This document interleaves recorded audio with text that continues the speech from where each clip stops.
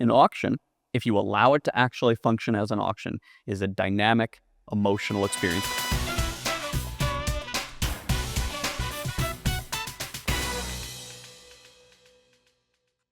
So more of our favorite topic, Joe, how to maximize at an auction, right? How to get the best results from any auction that you use, whether it's DealerClub, any online, any in-lane, it doesn't really matter. It's really all about, what we believe is it's all about getting that audience engaged. Yeah, and if you can use the old sayings of your first loss is your best loss, or in reality, it's price him right, let him fight. That's kind of your saying, Yep. but it really is true.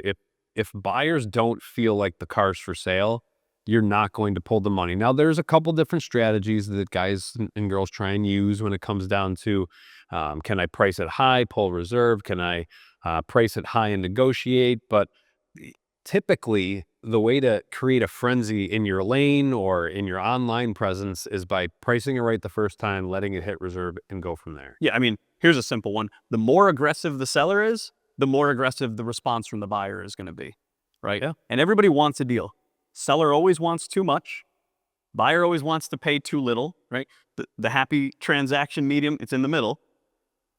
The further away that the seller is with their reserve price relative to what the car's worth, the further they are over here, the less of a pull there is for the buyers to even step up to bring the car to market money. And that's what a lot of these sellers tell us. They say, well, why didn't it bid to at least what it's worth? Why didn't it bid to, average wholesale value? Encouraged, so they stop bidding. Yeah, well, what's the reason? Why should I step up if you're not willing to come to the table? Is the perception, and so much of this is just psychological. Mm-hmm. It's not. It's like a deeper layer. People don't even realize necessarily. Well, it's not even just the car business, to be honest with you. I mean, it's just natural human behavior. I mean, I want to pay as little for anything that I buy as possible, Yep. and I want to get as much for anything that I'm selling. Yep. It's just in any transaction for anything. So it obviously translates right into the auction as well. But if there's scarcity, if there's one car to bid on, right? And there's other people that might bid on it too. Now all of a sudden it becomes an emotional game. It's not just only me looking to buy it now, and I'll just, I'll dig my heels in and stand my ground and negotiate. You don't have that luxury when you have a healthy level of paranoia that there's 3, 4, 5 other folks that might be outbidding you. Well, That drives you to step up. Yeah, and going back to the different strategies, right? There's really, really big guys, 100 plus a week at the auction. Sure. There's really, really small guys. Some take the same strategy, some take different strategies, some do strength in numbers. They average it all out. But the really unique thing about DealerClub is it allows the big guy to still be able to use that strategy and show that he's there to sell the cars. We publish the sell-through rates right there, which a lot of them do anyways. I mean, I see it all the time from the largest wholesalers in the country. Our sell-through rate at X auction was 97% this week, or 96% this week, or 98.5% this week. They're proud to let everybody know that their cars are for sale, so that next week, guys and girls come back to buy their cars. Now, the onesie twosie, I got to make the most on every single car, type person is still out there. And the nice thing about DealerClub is it allows that person to build the reputation without having to average it out over 100 cars in a week. Yeah, the challenge is it's getting a seller to reframe this. It's a major trust exercise, right? And that's the hard part about it, is you don't need to muscle the market. Everybody thinks that, or not everybody, but a lot of people, that the perception is, I need to muscle the market. I need to shove these buyers. I need to force these buyers to pay this amount. No, you don't. What you really need to do is trust us as your fishing charter captain, right? And we're going to put chum in the water, but we got to do this collectively. Us and the seller, we have to be on the same page. We got to put chum in the water. It's got to be an appealing offering, and then all the sharks, all the buyers will swarm it, and they'll end up devouring it. They'll end up paying too much. We were just talking before we went on camera, that wide body Hellcat Charger, a pretty desirable car. Mm-hmm. And it went live at 7 o'clock last night.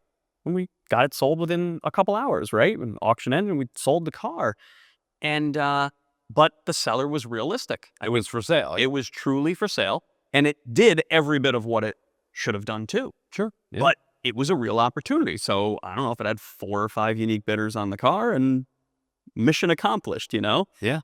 But I think a lot of these sellers they think it's harder than it actually is. The hard part, just kind of releasing yourself and going, I'm going to put it out there. I'm not going to put it for 2,000 over MMR. I'm going to put it at MMR, or I'm going to put it for 1,000 back of MMR, and I'm going to roll the dice. And I know that's a scary gamble for a lot of people. Well, that's the thing that I think a lot of people have trouble taking that risk, right? Is, well, I don't know if I'm okay with taking 1,000 back of MMR. Like, MMR is just a guide. Black Shark is just a guide. That, you know, they're guides. Yep. But, you know, whether they're accurate or not is up for debate. We're not in that in this video. But, you know, at the end of the day, what would you take for the car? What would you be happy if you got for the car?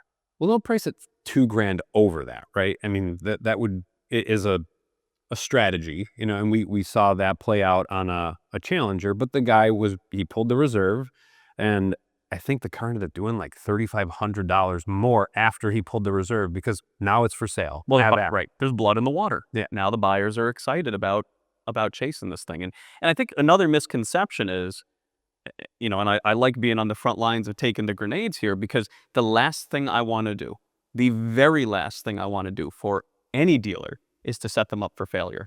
My goal is not to sell one incremental car and short sell it and put a check mark on the board and be like, oh, thank God we got that one done.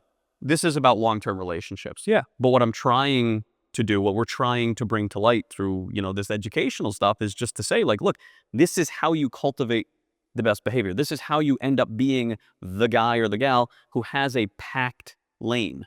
Yeah. Right. And in our world, what we do with DealerClub very differently than any of the other sites, and maybe they'll copy us. You know, I kind of hope they do, because it'll just make the whole industry better, is we show you who the good sellers are based on the buyer satisfaction after they receive the car, the sell-through rate, their ability to produce title, you know, how many times it's taken them to run and sell a car. That's what buyers want to know. Yeah. You know, is he actually going to sell the car if it does the money?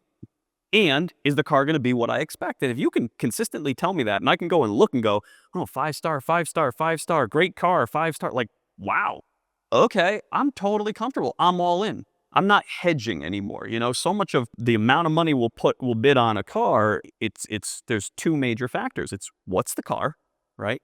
And then, can I trust the seller? And if I can trust the seller, I'll overpay for the car. Yeah. And then it really may be the you know, the X factor, but then the Y factor is, can you get me, Mr. Seller, Mrs. Seller, can you get me into an emotional state, me and 4 other people, to where it's not even about the value of the car. Now it's about, I have to win because it's my pride and my ego. Well, it's gambling, right? I mean, what ends up happening if you walk into a casino? You know, people. I turn around and I Well, yeah, you aren't a casino guy, and I used to, but I stopped. the machines, or, you know, we'll just use slot machines for an example, but, you know, the slot machines that are getting the most action, they make the loudest noise. There's a reason that all happens. I mean, it creates excitement. It creates I'm going to get the extra game. I have to get that extra game. Like, you get emotional about it, all knowing that you're going to lose in the end, more than likely. But you don't tuck yourself in the very back machine in the corner of the casino that nobody else is at, that isn't seeming like it's going to win. You're going to involve yourself in being action. Just like, you know, a busy retail car dealership on a Saturday afternoon, you know, buyers are more likely, like, they want, well, what am I missing out on? And there's 20 other people in here buying cars. It's the same in the lane. Yeah, activity breeds activity. And if you want to be successful in wholesale, you got to cut cars loose, because that's what keeps these folks coming back to your lane. And the cool thing is, we see it in the comments. We're not prompting this stuff. It's happening organically. Folks are like, I like buying cars from you. Like, my mind is blown when I see that that sort of dialogue happening in our ecosystem. It's just beautiful, because that's the whole essence of what we're trying to build here, is this community type engagement. And you know, there was a truck, and now I think it's run 4, maybe it might even be on its 5th run now. and we always say like, hey, you started this by saying your first loss is your best loss. You kind of got 2 shots at selling something and getting the real money, because these buyers all remember, and it either sells on the first run or the second run. And even if you start dropping your reserve after that, it's like you're chasing a declining thing, right? Like, wholesale cars are produce on a shelf that will rot. Oh yeah. And you will get lucky sometimes. I mean, we've all But luck is not a strategy. well, exactly. And I've done it myself and seen other dealers do it too, where on the 5th run, or I mean, sometimes even more than that. Well, not on our site. Exactly. Not on DealerClub, but you happen to find the right 2 guys to battle it out on your car, and You get lucky and it sells for more than you expected. But just having it be a situation where you create that excitement is the only way. And we don't want to say, like, to buyers out there, oh, you're all paying too much on DealerClub. If It's market value. It's market value, but also when you couple that with what we publish, did you get what you expected? If you stepped up, you paid for the car, and then you got what you expected, rather than stepping up emotionally, paying for the car and not getting what you expected, are 2 very different things. Oh yeah. And ultimately, Joe, every car dealer, because it pads their ego. It pads my ego, right? I bought and sold a lot of cars in my life personally and through dealership and stuff like that. And of course I want to celebrate my big wins. But what made me money when I was a car dealer was not the, 5-pounder or the 8-pounder that happened once every 2 months or something. It was the consistent, did I make $2,200? Did I make $1,800? Oh, we had a good with $3,100. Like, those were the ones you could count on. That's not because I was the world's best buyer and stole every car. It's consistency. Yeah. And what buyers and sellers in wholesale should be looking for is consistency. And I think that's what they are looking for. We love a good, huge shot when we can get it on either side, of course. Who wouldn't? But you can't bank on that. You can't build a scalable, meaningful business based on luck. You can build it on incremental. Hey, here's my profit margin on an average per car basis, and this math works. Yeah. And I think a lot of these retail guys just want to get the car that they thought they bought. I'm very happy to say they're definitely getting that on DealerClub.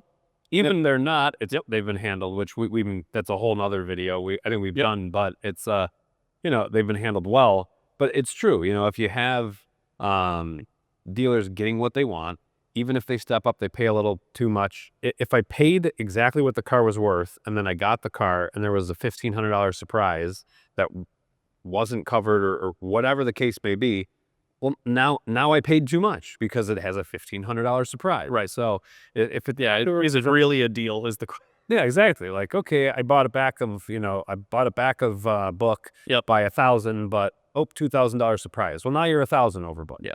So no, I think look, DealerClub is a new platform. Anytime with new platforms, I'm just calling a spade, dealers are going to be a little hesitant, right? It's going to take them a while to lean in and trust that the marketplace is really there. But here's my word is that if you've priced the car fairly, one of 2 things is going to happen. And this is really any auction, but I'm just calling specifically to DealerClub. 1 of 2 things is going to happen. If you're fair with what you're asking, you're either going to get it or more for it in the auction.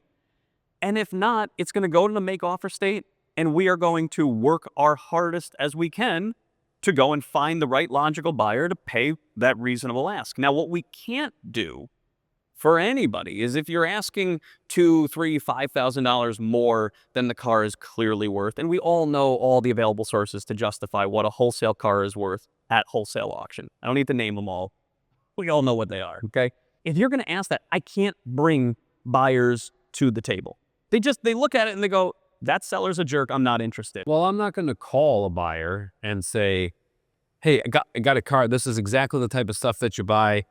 Well, yeah, but it's $3,000 more than I should pay for it. Right. Well, it's a dead conversation. In that phone call, you're not making the phone call. We don't want anybody making that phone call. If it's priced right, we'll work hard to get the car sold because you did your part, we'll do ours. That's right. So that's right. Yeah, it is a partnership. DealerClub, any great auction, any great marketplace is a partner in the buyer and the seller's success. You just got to give us the opportunity to go and and flex our muscles and do what we do best. We love to have sellers that are currently on the platform and are using it and doing exactly what we talked about. They're already seeing success, but we'd love to have other sellers try. If you want to try the price of high, pull the reserve, we're here for you. Just don't be surprised if it might not work out and the bids aren't there, because like you said, there's there's bidder fatigue. Oh yeah. Yeah. You're better off just coming out of the gun, shooting out of the cannon and being for real. And the way you're going to maximize not only this incremental car that you're going to sell, but think future value. Think, I want a following. Think, when I list my cars, I want buyers that have checked that box, that they follow me, they follow my cars. We have that functionality in our platform. Yeah. And when I was a dealer, I bought most of my cars probably from the same 5-6 dealers at, a couple different auctions. I gravitated to their lanes. They took care of me. I didn't rob every car from them. Of course not. But it worked, and we had a good relationship, and that's what we're looking to cultivate here. It's what we already have so many. They're early signs because we're only a couple months old here, but like, there are connections and relationships that have been fostered on DealerClub that never would have existed had DealerClub not existed. That is really fun to see. I know that the first loss is your best loss. It almost puts a negative spin on wholesale. Sometimes your first profit is your best profit, and then you want to achieve a little more. But how many times have we had guys, not even just, at DealerClub, but in previous lives or at any auction really, hey, can you call that other guy back that I had the high bid on 3 runs ago, because I got all the money for it then. Yep. And you really can't. In DealerClub you kind of can. You can go back in and comment and ask him if he's still interested. Sure.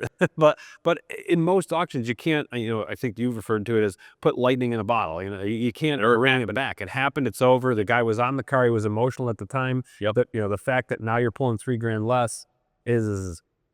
Joe, we had one of those. I saw it this morning. Reserve was $15,000, which was way too much for the car. I think it got bid up to like 11. Did not sell, obviously. An offer was made on that auction at $13,500. The seller never accepted it, never countered it, never chased it, nothing.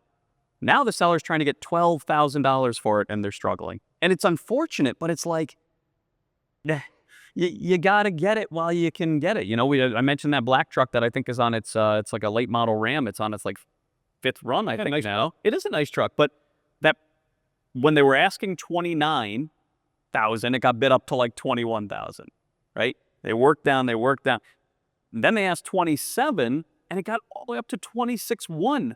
And it's like that might be it, folks. Yeah.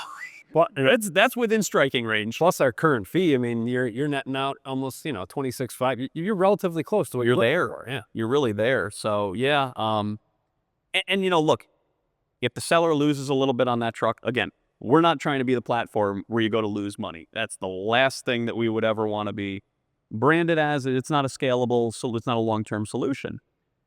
But you might have to eat a little crow and engage an audience and lose money every once in a while a little bit, because that's how you keep a lane packed. That's how you keep people following your auctions and engaging on your auctions.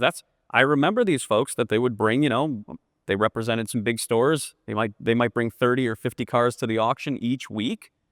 The first 10 cars in that lane were absolute sale, whether they said it or not. 1, 2, 3, all, the first 10, they're all going, because now people notice that activity. Even if they lost money. Even if they lost money, because they made it back on number 11 through 50. Well, and that's, I hate going back to the whole gambling thing, but it's on both sides, really. If you sit down at a slot machine and within 2 minutes you win $100, and then you slowly chip away at what you won, well, you go, well, I can win $100 in 2 minutes again, and you're constantly chasing that win. So it really translates over into the to the space as well. So very much, it's an emotional game. If you allow it to be an emotional game, there is nothing emotional about a buy it now site. Nothing emotional. A buy it now site is completely static. An auction, if you allow it to actually function as an auction, is a dynamic, emotional experience, and that's where you get the best result. And fun. And it should be fun. Yeah. It should be fun. Yeah, that's a great way to say it. You want your buyers having fun when they're bidding on your cars. Yeah. You don't want them getting frustrated and saying like, this seller's a jerk. He never sells his cars. He asks too much. Then he comes crawling back and tries to negotiate with me after. It's like, once the timer is ended, everybody kind of like comes out of the ether and goes, "Oh, what am I doing here? Oh, I shouldn't pay that much." Like, don't let them come up. And this is coming from a buyer. I'm just a psychologically aware buyer of how it felt, you know. You want me with tunnel vision, solely focused on winning that auction. Yep. You know, disassociated from what the books say, because I think in that moment when I'm bidding and I'm bidding against 2 or 3 other people, I got the validation like that other people see value in that truck. So how wrong can I be? You know, I can't be that wrong. We're bidding in $100 increments. I'm 100 higher than the next guy. That's not that big a mistake. But you want me in that competitive state of thinking that I'm the world's best car dealer. I can sell it for more than anybody else. That's not true. That's okay. But in that time moment, to think about it. I don't have time to think about it. Yeah. I'm purely trying to win. And you can only elicit that emotional response from me if I can taste victory. And if a seller is saying, "Oh, you know, you got 2,000 to go. You guys are miles away." I'm going, well, if I'm miles away, Why am I going to keep then why am I going to keep trying? Yeah. Now I'm starting to walk, even if I would have gone higher, you know, and we're pretty transparent about that. We've got that progress bar that shows kind of how far from the reserve you are. Yeah. So if I'm close, I can taste it. If we're reserve met and we're still bidding, I know last bidder standing is going to own it. That elicits that really powerful psychological response that keeps me and those 3 other bidders slugging away. And all the while, you as the seller are the main beneficiary of that. Yeah. So I think to wrap it up, it's really, you know, we welcome all sellers, you know, onto the platform, and there's different strategies to try out, especially with being able to pull a reserve, which is a nice feature. But, you know, so far what we've seen is dealers that price them right off the bat get the most activity and have had the most, you know, success, highest sell-through, whatever you want to call it. But they also have the most eyes on their cars. They're also building an audience, and they're building a brand for themselves and a following, and that's extremely valuable. For sure. So if you want any more information on how to sign up, or if you're signed up and you just want a little bit more, you know, a demo, anything, call us, give us, you know, shoot us an email. We're more than happy to help. And, you know, we're here to make this work. So we sure are. And it is working. Every day we're selling cars. So we're real happy about that. We got every floor plan under the sun signed up. Like, we're in good shape, and we're ready to scale this thing. Joe, what is the best email that folks should use? The best emails would just be help@dealerclub.com. Well, thank you very much, and we'll see you on the next one.